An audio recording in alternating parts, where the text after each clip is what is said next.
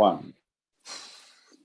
Good evening and welcome to another night here at Joesph and the Amazing All-Star Cast Highlight Concert. Hope you're doing well. Adam Smith here once again to put your questions that you've been sending in to our amazing team and cast here at this amazing concert, which is going to be happening very, very soon. I know we're all super, super excited for it.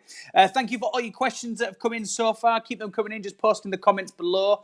Say hello to your friends, say hello to us, get your questions through to David, who I'm going to be chatting to very, very soon. He's ready to answer them. We have had some technical issues before we came live, but we are now sorted, fingers crossed.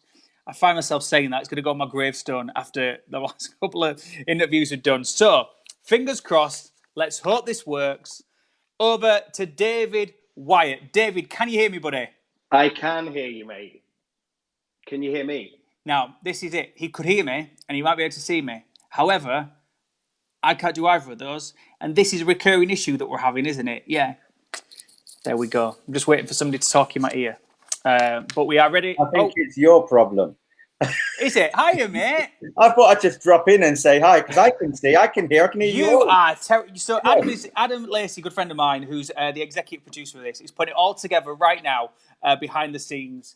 Well, half of it, because what's going on? If everyone else can see me, why not me? I've logged out twice. I know. I just don't know what's going on. I can see everyone. Everyone can hear what's going on. It's just you, Adam. So I think you're trying to sabotage my career and brand, my friend. If only I could. If only I could. Am I going to have to press the magic X button and then come back in? Yeah, you log back in, Flower. I'll just hold the fort. You know, they can.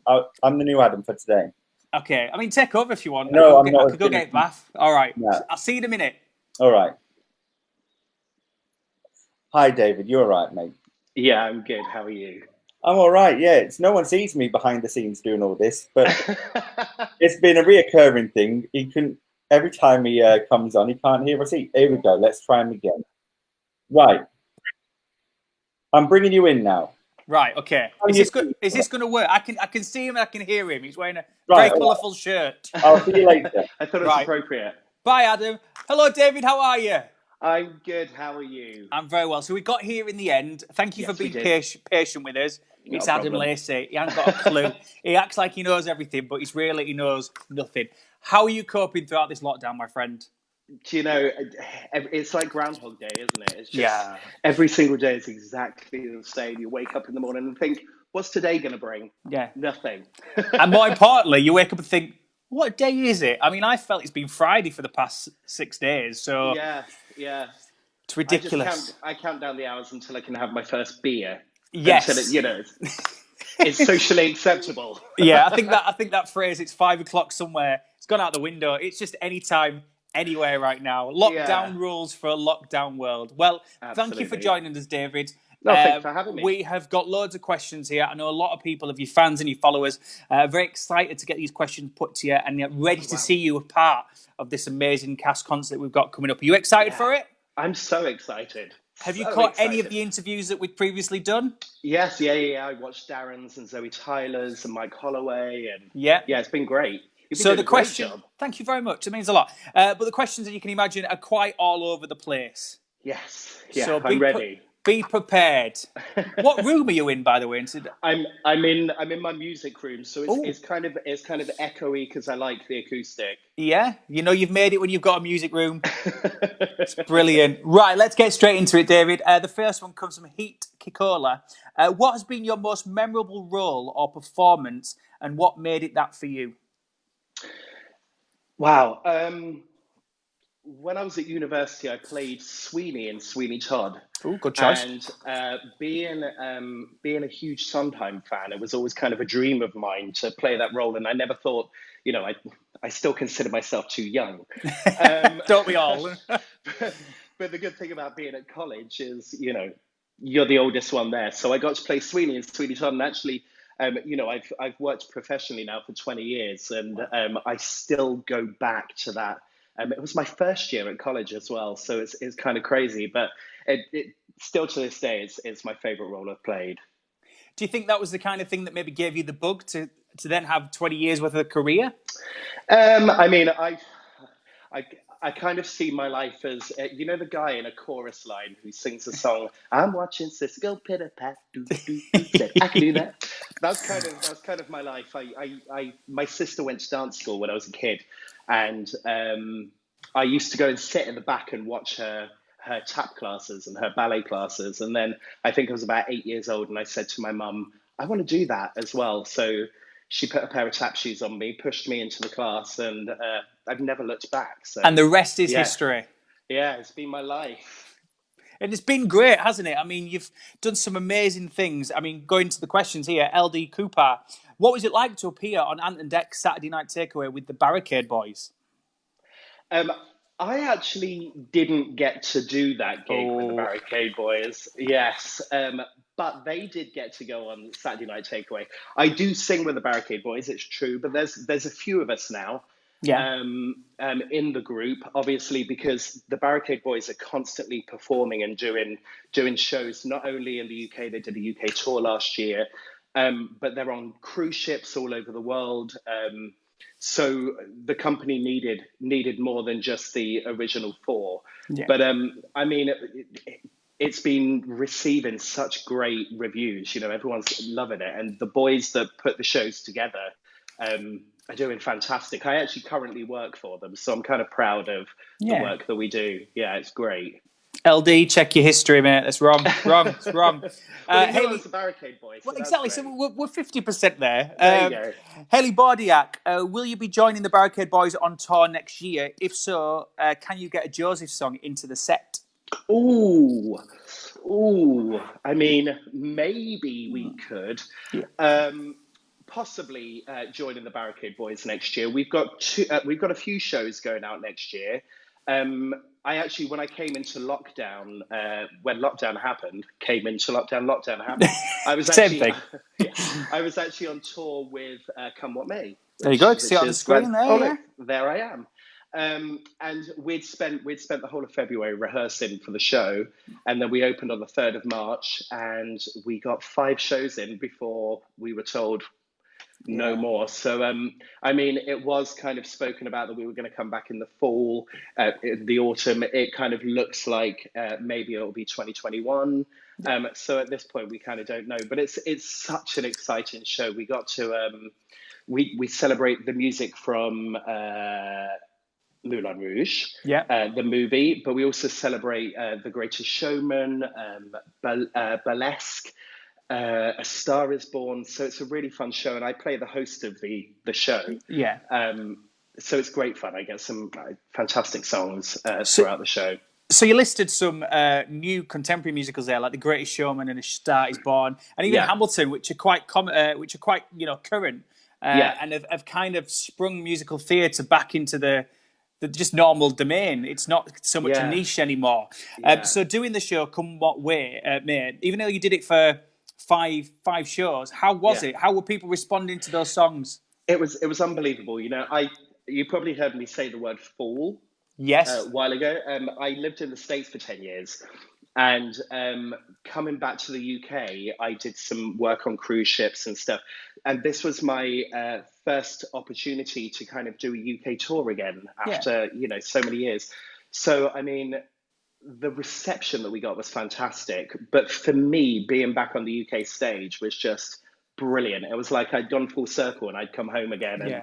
And so I was super excited for the spring tour to happen, but we'll be back. So, and all the information's out there to get tickets and when we will be back. So, but it's a great show. I was really, really proud to be part of it. We had some fantastic dancers, fantastic singers, and I got to be the host. So I got to sing some great songs, but also be goofy and fun at the same time. And it was great. Sounds brilliant. I'm sure many people will be looking forward to seeing it when it hits back on the stage. Robbie Davies, why do you think Joesph stands the test of time? I think because the story's timeless, isn't it? The story of, the brother who the other brothers are jealous of, and he goes off and he goes through all these different events that happen to him before he gets his lucky break and ends up, with the pharaoh. And then it's a beautiful story. It's a biblical story, and Andrew Lloyd Webber wrote the most brilliant score that, I defy a person to go in and watch Joesph and the Amazing Technicolor Dreamcoat and not come out singing one of the songs. I did the show for 2 years. I did the Bill Kenwright production at the New London Theatre when it was there, and it was 2 of the best years of my life. It was really a really fantastic, magical time. And I was swing and cover for a lot of the parts. So every time I went on stage, I played a different role, which was so much fun to do. And it kind of kept it interesting. Yeah. Now, of course, we have to get to the nitty gritty. Talking to Joesph, any stories whilst you were on 2 years? Any stories you could tell us? Ooh. We like to get a bit of goss out of people. Any am I allowed to tell? I'm not too sure. You can do whatever you want. By the time you've said it's too late, and then we'll get taken down. Okay, so I was on Joesph. I mean, let's talk about who my Josephs were when we were on there. My first one was the end of Stephen Gately, into Darren Day, Andrew Derbyshire, H from Steps. Who else? Darren Day came back. Darren Day came back with Suzanne Shaw. Yeah. Who else did we have? Andrew Derbyshire closed it out. Any story? It was such a long time ago. I'm trying to think. Oh, there was a brother. Sorry if you're watching, Michael Martin. I have to tell this story. There was a brother called Michael Martin, and in the Bill Kenwright production, you're asked to grow facial hair and all that kind of stuff because you have to look like you're from biblical times. So I was kind of lucky because I was cover Benjamin, so I could keep kind of clean. And there was one guy called Michael Martin. Again, I'm sorry if you're watching, and he had a fake beard that he had bought for the show. Yeah. And he was so precious about this beard. It was his kind of choice, and he asked the producers, "Can I wear this beard?" And the producers said, "Yes, you can." And so he was very protective of this beard. Do you remember the episode of The Office where they set Gareth's stapler in a bowl of jelly? Yeah. Well, one night, a few of us had been watching The Office and found it really funny. And, as you do when you're in your early 20s, we got really, really drunk and thought it would be really, really funny to go into the theatre early and set Michael's beard in a bowl of jelly. Oh, genius. Love it. So it happened. I'm not going to name names of who else did this. Because I work for one of them. And he came in and the bowl of jelly was on his place and his beard was in it set. He went mental. I could imagine. Absolutely mental. We were all called to the company manager's office, got a slap wrist. Although the company manager, and he may be watching, Clive, he kind of sniggered as he was telling us off. He also thought it was funny. Oh, that's just amazing. Yeah. I mean, we've heard so many good things, and embarrassing stories and mishaps and mischievous things that go on. Oh, yeah. So that's that. What about like embarrassing moments? Have you missed a cue? Had any costume errors? Okay, so we did an award ceremony at the end of our time in the West End. We called it the Kennys, as in Bill Kenwright. The Kennys. Good name. And they some of the cast put together this fantastic video where they reenacted things that happened. I was nominated twice for Best Mishap on Stage, which was, I couldn't name the brother that I was playing, but let's just say I was playing Levi. And, it's Reuben was the eldest of the children of Israel, with Simeon and Levi. And as I ran on, jumped up, my trousers were round my ankles. To which I pulled them up and ran off the stage. Yeah, the show must go on. The show must go on, and I had my trousers around my ankles. The other award that I was nominated for was Best Excuse for Missing a cue on stage.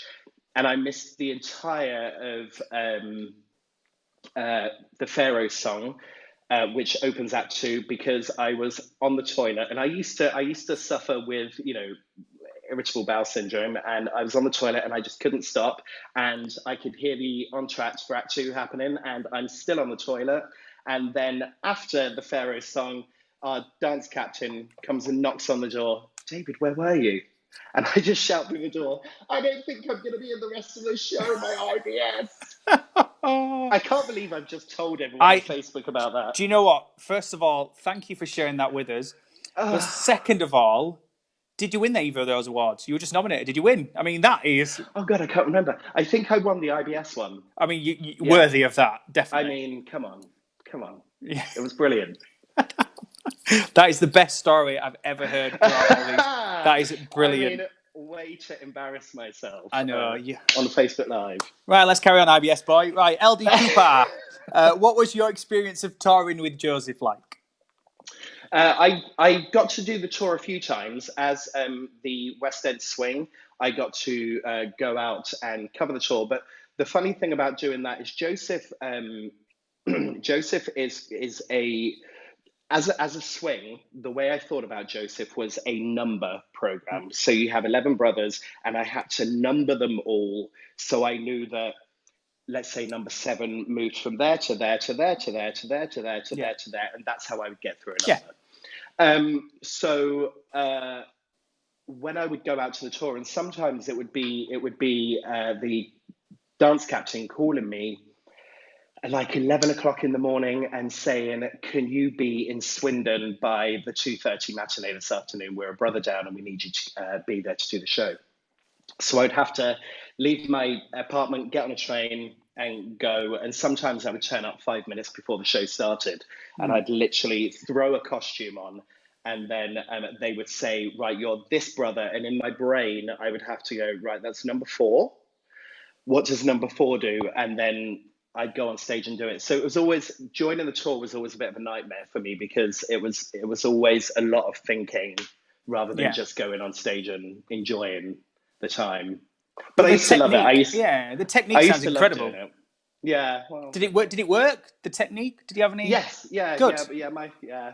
It was the way I got through it. So. Did you ever steal any costumes? This is a common question that keeps coming up. Oh, did I? I mean, if you did, you're probably not going to tell us anyway, aren't you? I don't know. Maybe my white capezios that they used to make us wear. No, I didn't. I'm a good, honest boy. I didn't steal costumes. Yeah. Your honour. Yeah. Now, we spoke obviously there about embarrassing moments that happened and obviously the beard being on in jelly. Joan Harlick, in your time in Joesph, did anything funny ever happen on stage or any incidents that you couldn't stop laughing? Oh, there was one time, this was another award actually. There was one time, John Melvin, who was our dance captain, we're doing the Song of the King, and for all the Bill Kenwright tour fans, you know that this movement is used quite a lot. And you're going backwards and forwards doing this, and you're wearing those big American football shoulder pads, and he lost his footing and tumbled down the stairs, which are either side of the stage, but in slow motion. It was like, it was honestly like, and everyone was looking. Yeah. And then he landed on his back, but couldn't seem to roll himself over. And it was the funniest thing because everyone was falling about laughing, but trying to, you're in the West End, you have to, there's a fine line. But just seeing him on his back, rolling, trying to get himself over was one of the funniest things I've ever seen. He did eventually do it. Yeah. But and you had a laugh in the process. It seemed like a lifetime. We did have a laugh, yeah. Mark Johnson, if you had to choose any job that you have done and only one job that you could do for the rest of your life, what one would you choose? Oh, gosh. What would I do for the rest of my life?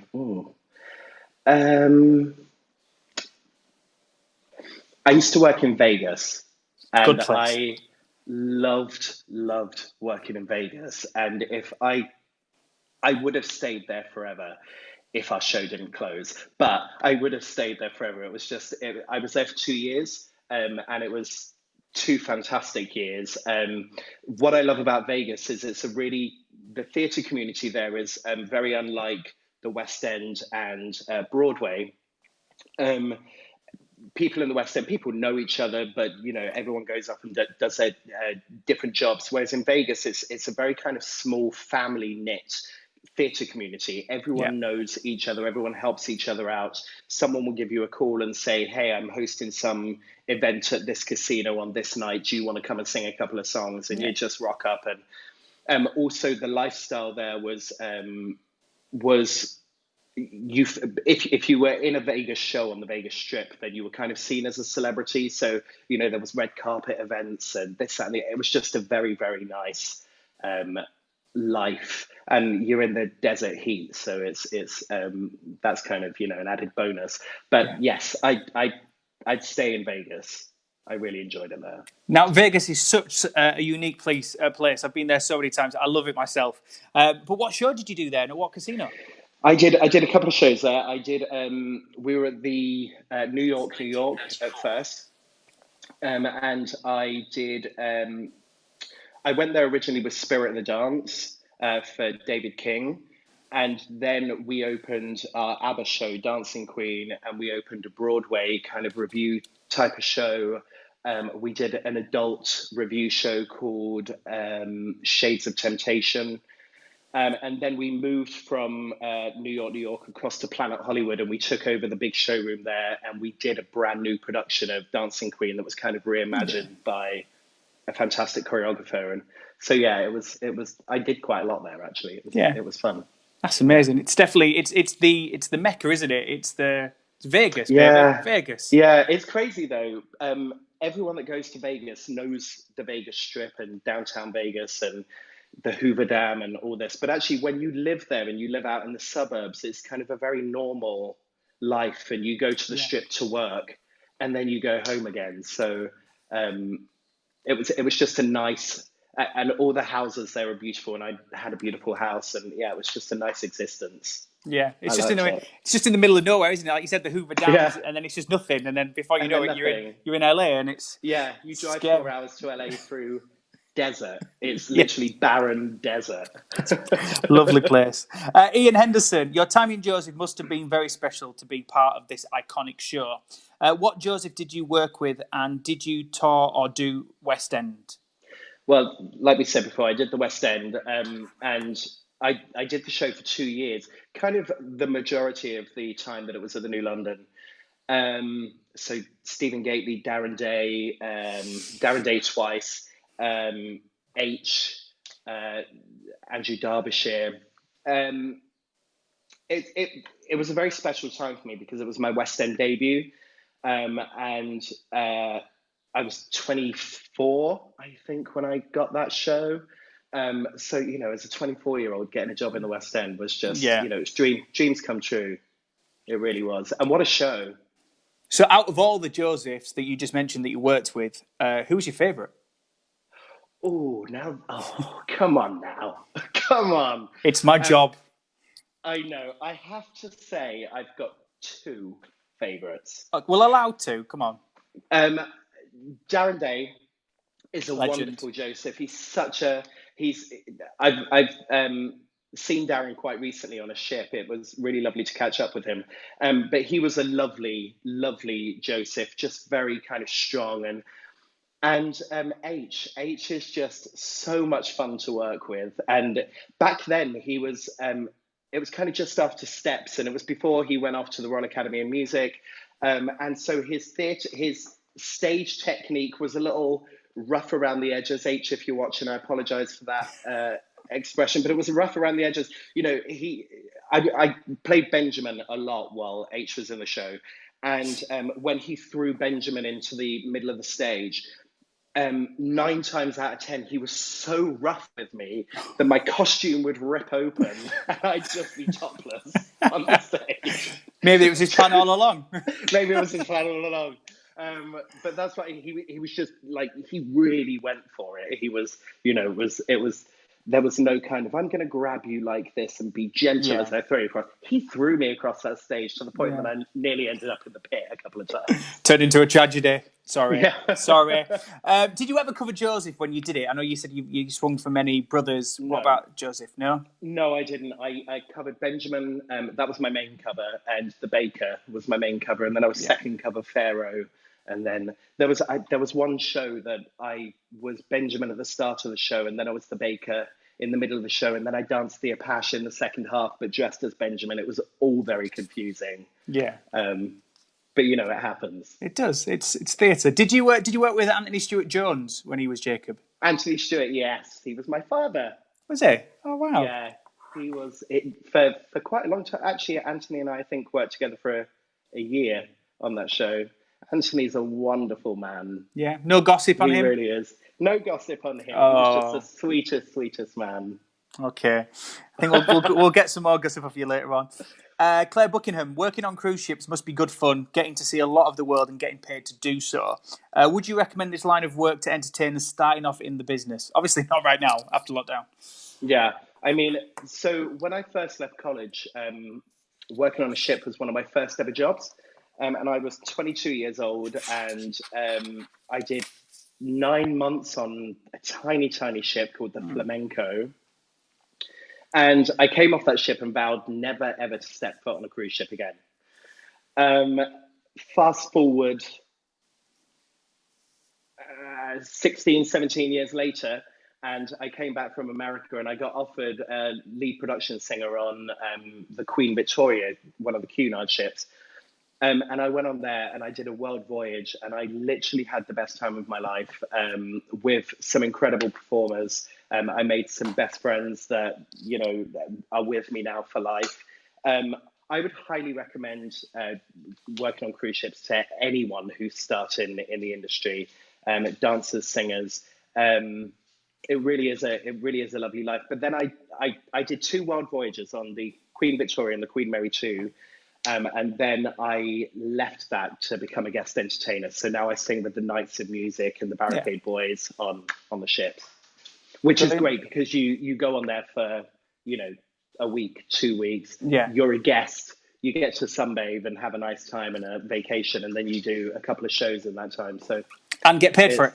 And get paid for it, yeah. And free food. Yeah, exactly. Do you regret going back, or do you wish you would have? Do you wish you would have stood by your thing of I'll never step your foot on a cruise ship again? No, I'm glad I went back because every time working in the States, I worked with a lot of dancers over the years. I worked with hundreds of dancers that would do cruise ships, and I would always think, what's the fascination with cruise ships? But then as I would start to, you know, see on social media and YouTube, like the shows are so big now. Back when I was doing it, you know, there was 6 dancers and 2 singers, and we just wore feathers. I didn't wear feathers, but they wore feathers, and that was kind of it. But now they're huge production shows. I mean, to the point that they now have Broadway and West End shows on the ships. Yeah. So I think I think it's deemed as, you know, a good job to have, and I do agree with that. I think if you like being a crew member, if you can get your head around that, it's a wonderful life. Cool. Traveling the world. I mean, I know it's brilliant. What places have you been to? I know Adam Lacey's been on some of the ships that you've been on, and worked with Sally. Is it Sally Sago? I think you mentioned. Sally Sago, yeah. Yeah. Where is the most interesting place you've been whilst you've been on these cruise ships? Oh gosh, I mean, so many to choose from. There's so many. I did 2 world voyages. I think my favorite was we sailed up the Amazon River for a week. Wow. So we were in the Amazon for a week, and we woke up one morning and we were, I don't know if the viewers know much about the Amazon River, but there's 2 different temperatures of water, and they meet, but they never join. So there's a very clear kind of line that goes up the river, and we were the Queen Victoria was the largest ship at that point to sail that far into the Amazon. Yeah. And we have these incredible photos of the meeting of the waters and our ship, and a helicopter was circling and taking pictures. And it truly was an incredible, breathtaking thing to see. Sounds incredible. Yeah. On with the questions. Jason Kirkpatrick, are you glad you were asked to take part in this Joesph Star concert and to be part of such an incredible cast from over the years, and he can't wait to see it? Yes, of course. I mean, Joseph's so special to To everyone. Okay, so I do my own solo concert that happens occasionally, and I speak about Joesph in the concert, and I speak about the legion of fans that Joesph has, and that's the most magical thing about Joesph, is how it brings everyone together, and how much it's loved by all ages, and it's got such a following. Such a following. It's unbelievable, and I've made some really good friends from people that used to come and see the show in London in the West End. And you know, we're still in touch all these years later, and they still come and see me in shows, and it's I think it's magical. It really is a magical show for people to not only be part of, but for people to come and watch. Yeah, it's iconic, iconic, and I think the fact that people will be so down in the dumps that they're unable to go see this tour or go see a West End or go see any form of musical and get fixed, that so many people have jumped on board with stuff like this so that we can, because it's in your blood, isn't it? You want to entertain, you want to perform, and having the ability to do so through platforms that we have now is just incredible. And it is, and you've hit the nail on the head. It's so wonderful that we have this right now, social media, and we're able to share. I mean, I'm blown away every day I open my phone and there's some other group have done some other song, and it's just wonderful. It's really keeping it's us that are keeping theatre alive while theatre's not happening, you know? Yeah, and creating a demand for it as well. Yeah, and I guess creating a demand for it as well after, because people will be like, well, I've never done this. I've caught this because things go viral, and then they'll be like, I've got to go see that. I've got to go see that David on his solo or in his cruise ship because, you know, we were aware of him before, but now we're going to go see him. So hopefully that'll drum up a lot of support for after. Carried on with the questions now.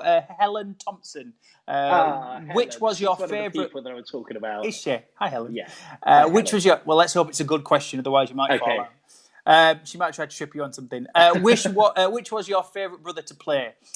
She said her favourite was your Benjamin, only just better in your version of Benjamin Calypso, which was also fabulous, just like you. Oh, thank you, Helen. What a lovely thing. You've made his day, Helen. Absolutely. She always makes my day. It has to be Benjamin. I mean, he's the one that has, you know, an arc during the show. And he's such a lovely brother to play. You know, he's the youngest, and, you know, the other brothers kind of, you know, tease him and push him around a little bit, but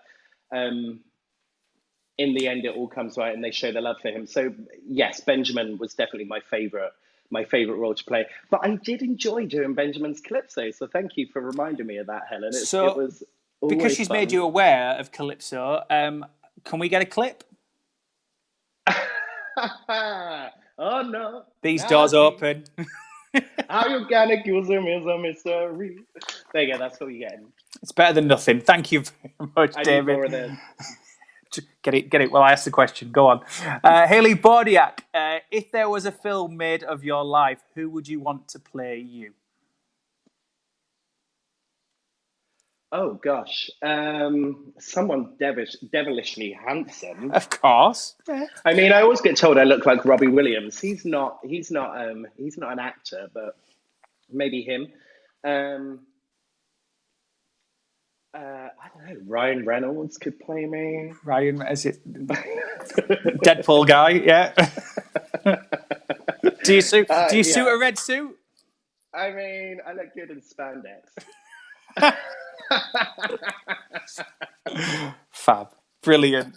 So you go with Ryan Reynolds or Robbie Williams. Yeah. At what stage of your life you doing it? I guess if it's yeah.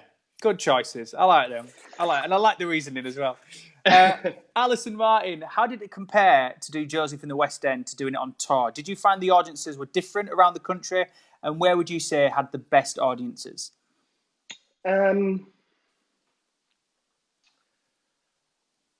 think the tour the tour, when you do the tour, you get all the school parties coming in, you get all the coach parties coming in, you get people that have, you know, saved to come and see the show that's coming to their hometown. So it's always going to get a fantastic reception. But my fondest memories of audiences for Joesph was a Saturday in the West End, because we did 3 shows. We would always do a 2 o'clock, a 5 o'clock, and an 8 o'clock performance, and we would get the fans would come and they would watch all 3 shows. Wow. And we had my now friend Shirley. She would come and she had costumes, and she would sometimes change costumes mid-show. It was always it was more entertaining for us on stage than it was for the audience. So a Saturday matinee performance at the New London Theatre, I would say. Good choice. I'm sure I'll have people commenting on here saying, we were one of those people in the audience. 3 days on a Saturday, 3 hours on a Saturday. Karen Cunningham, out of all the theatres you have worked in around the UK, if you had to choose just one favourite, what would you choose and why? Buxton Opera House. Why? Buxton Opera House. When I was 12 years old, I did a tour with English National Touring Opera of the opera Albert Heron, and I was the only boy soprano in the opera. And I was actually talking about this the other day. I always remember being sat in my dressing room. It was the second venue that we went to in that tour, and I mean the theatre's beautiful anyway; it's stunning. And I always remember being sat in my dressing room and watching and hearing, over the tannoy, the orchestra warm up. And I was 12 years old, and I was just literally transfixed to the sound of the orchestra warming up. And because it was an opera, you can imagine the orchestra was massive. And it was just the most beautiful sound. And every night I would just sit there mesmerized by the sound. And then I would go on and do the show in just what I thought at that time was the prettiest theatre I'd ever stepped foot in. And I'm from Margate, and we have Theatre Royal Margate, which is also a beautiful theatre. But the Buxton Opera House is just stunning. And that's my reason. Thank you very much, David. Right. There you go, Karen. There's your answer. Gillian Galbraith, whilst you have been doing... No, what have you been doing? This somebody spelled it wrong. What have you been doing to pass your time apart from singing Josie songs during lockdown? Getting through each day.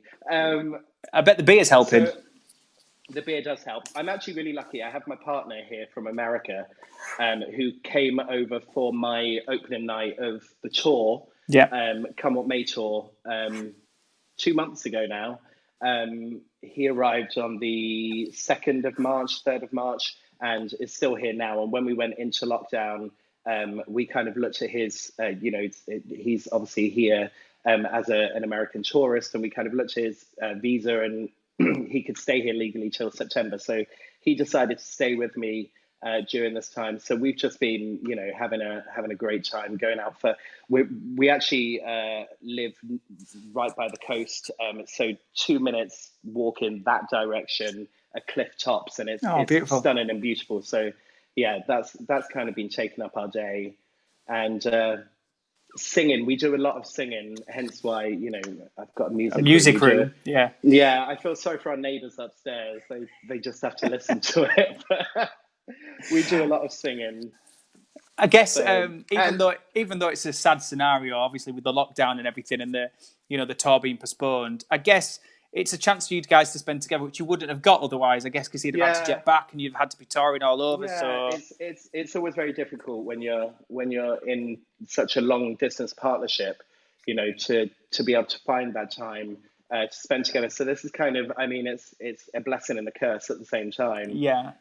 We don't wish this coronavirus upon anyone, but the fact that we've been able to spend all this time together, he should have gone home months ago, but he's still here. Bittersweet, eh? Yes. Absolutely. And obviously your music room, you guys have been singing in there and on your neighbours. What's the most popular song that you sing in your music room? And is he available to come and do a bit of a duet for us right now to pass some time? He would kill me if I brought him in here. Now, actually, Alex has a really beautiful high falsetto voice.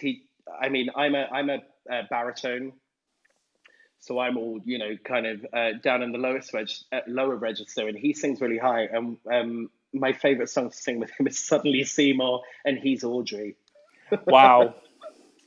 Yeah, I'm sure we're all He's painting the listening in picture the other now. room. He'll kill me for that. Alex, that's it. You're not getting no supper tonight. That's okay. I do the cooking. Do you? Yeah. Love it. Yeah. Paul Williamson, when can we see you do a live show on Facebook? This has been quite a popular question for a lot of our artists. I actually did one a couple of weeks ago.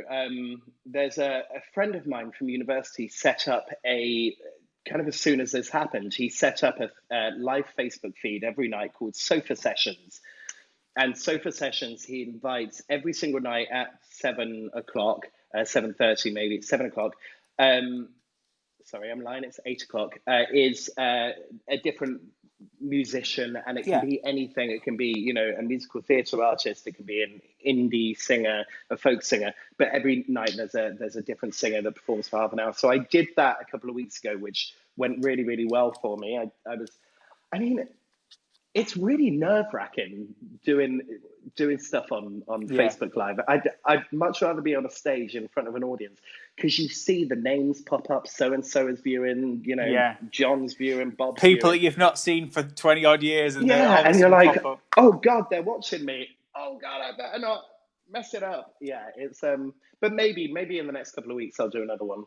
I guess also the feedback element as well, because obviously when you're in a theatre, it could be a massive theatre, it could be a small, intimate one. The feedback and just the facial expressions and the reactions of the viewers, you can tell immediately if you're doing something right or doing something wrong. And when you're on Facebook Live, it's like you're out there with the lions. You just have no. You're just like, am I doing all right? Is it okay? I'm stood there staring at my phone, performing to my phone. Seeing yourself. Yeah, and I had Alex sat by my side going, "Doing great, sweetie." So thanks. Oh, bless. That's cute. That's perfect. Ryan Williams is a big fan of the show, and you. Okay. But clearly, the question earlier on, you did play Joesph. How did you enjoy it? I think you missed the beginning of the interview. How was it playing Joesph, and what was it so iconic about Jesus? In Joesph, sorry. I didn't actually play Joesph. In Joesph. Ryan, so it's me reading it wrong. Sorry. Oh. In Joesph. Okay, so repeat the question. So, yeah, obviously, Mister, what did you enjoy about being in Joesph? In Joesph. Yeah. I think the biggest thing about being in Joesph is the camaraderie between the brothers. Yeah. The whole cast as a whole, you're on stage night after night, singing these songs and dancing with there's a group of 12 guys, plus Jacob, plus the narrator, plus Mrs. Potiphar, all the female dancers.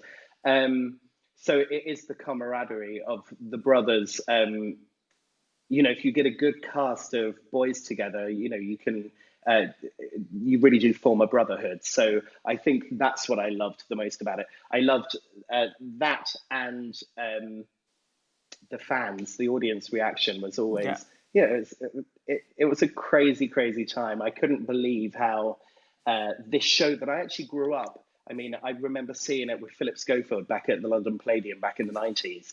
And Lindsay Haitley. Oh, I love Lindsay Haitley.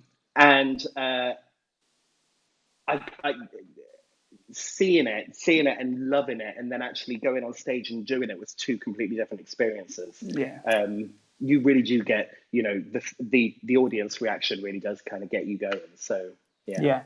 I know a lot of people, when we've done these interviews, one thing that keeps coming up, which I find quite humbling, is when you're in this industry, a lot of people don't, and luckily everyone I've spoken to so far in regards to this Joesph, people don't realise if it weren't for the fans and the followers, you wouldn't be anybody. Do you know? You'd just be somebody with a talent, but they're the ones that make it possible. And I think people forget that. Not like I said, not anyone I've spoken to on this, but I think a lot of people are quite easy to forget that when they get to that level of success.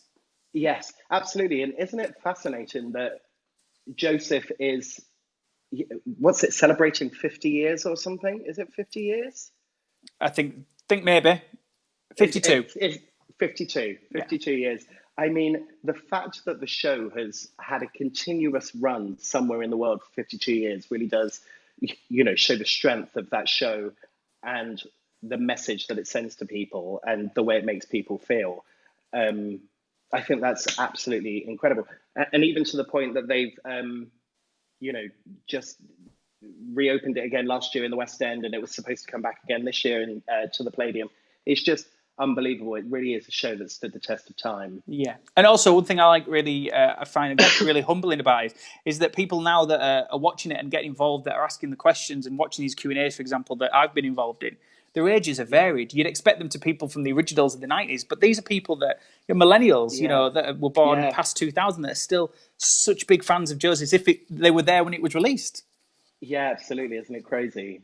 Isn't it crazy? But I think it's the music. It's the music, the songs. Every single song, you come out of Joesph and you can sing 1, 2, maybe every single song.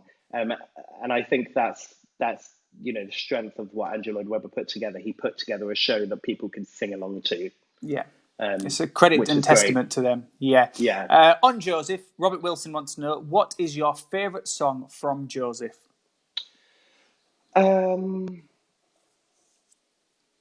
Anything the narrator sings, really.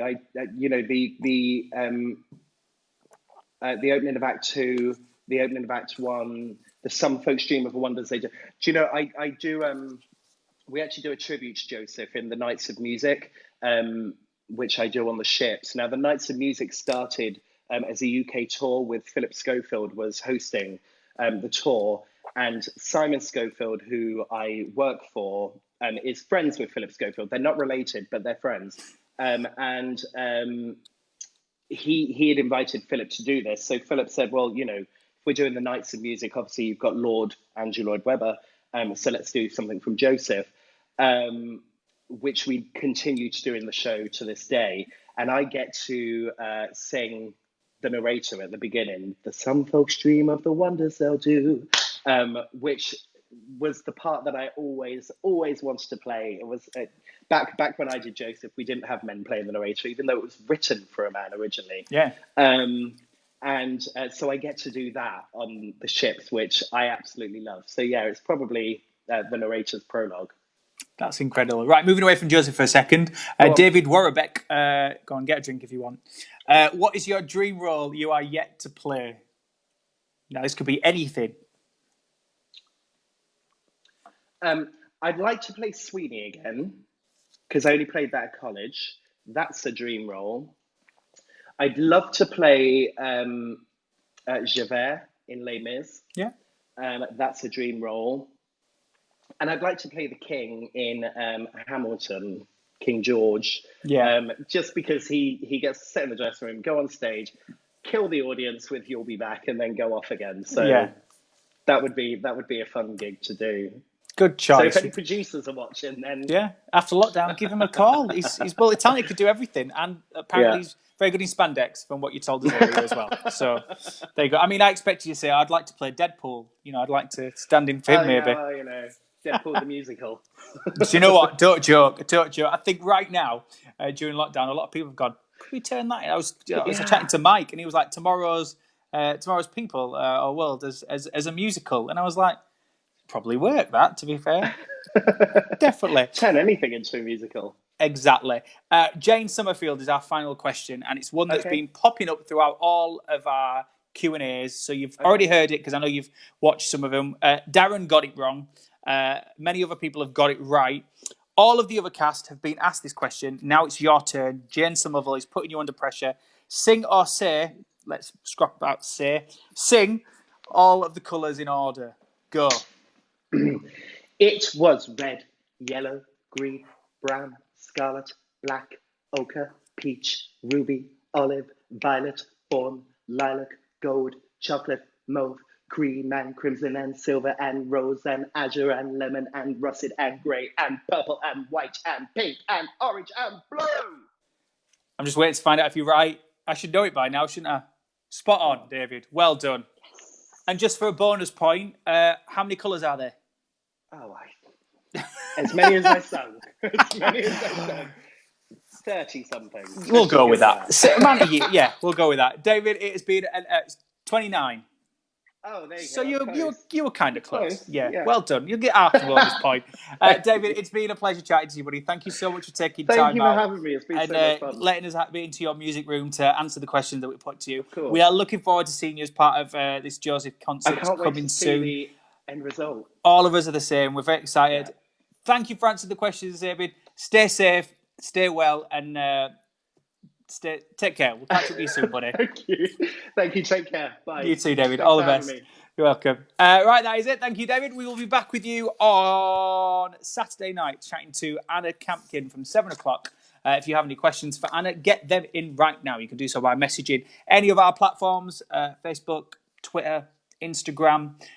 Just get in touch. And of course, don't forget, it is all for charity. So if you could donate anything towards the charities that we are getting behind, the details are on your screen right now and are always available on all of our platforms, the Facebook, the Twitter, and the Instagram. We would be grateful of anything that you can give at this time. It will go to worthy causes, every penny. As I said, I'll see you back here at Joesph Concert. There you go. That's how you find it. Anytime you want, at Joesph Concert. Is that simple. See you back here Saturday night, 7 o'clock, asking Anna questions. Get them in, as I said, through our platforms. In the meantime, enjoy the rest of your Thursday night. I hope you've been clapping for the carers whilst we've been on air. I'm sure you're not. If not, do it now. And we'll see you here Saturday night. In the meantime, take care. Stay safe. We'll see you then. Bye-bye.